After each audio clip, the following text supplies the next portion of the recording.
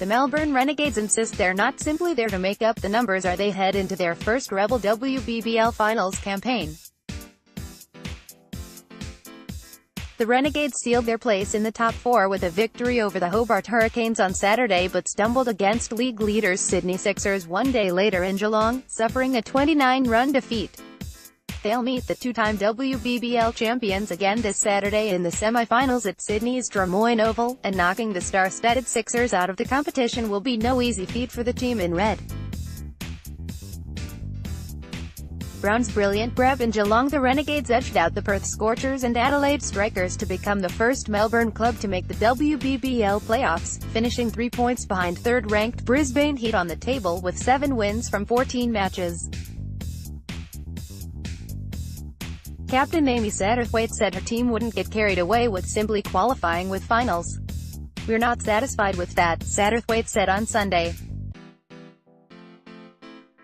"We've got a lot of work to do. I think the brilliant thing about finals, whenever you get to them, is it's always a one-off, and the season isn't as relevant. Whoever turns up on the day is going to win the game and move forward.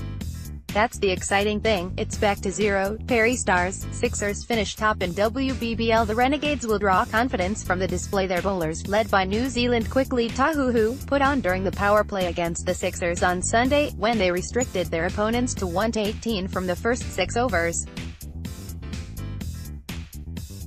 Tahuhu finished with figures of 0-7 from her 4 overs, an incredible performance when you consider the Sixers' top 3 is composed of Australian stars Alyssa Healy, Elise Perry and Ashley Gardner. They'll also have been paying careful attention to the Sixers' final home and away match against the Melbourne Stars at the MCG on Monday, when leg spinners Alana King and Kristen Beams produced a stunning display to bowl their rivals out for 92. "Put Sixers in a spin. I thought we were brilliant in the first half of their innings. Probably after the start we had with the ball we let them get away a little bit," Satterthwaite said.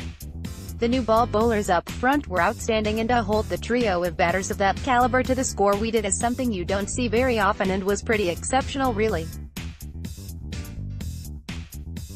But there are some areas we need to keep tinkering with and need to get right. We know it's not out of our reach. We've got a couple of days to refresh and look back at this game and look at what we need to keep tweaking." The Renegades will travel to Sydney on Thursday to prepare for Saturday's semi-final, which will kick off at 1:50 p.m. Australian Eastern Daylight Time, following the morning semi-final between the Sydney Thunder and Brisbane Heat, 10:40 a.m. Australian Eastern Daylight Time.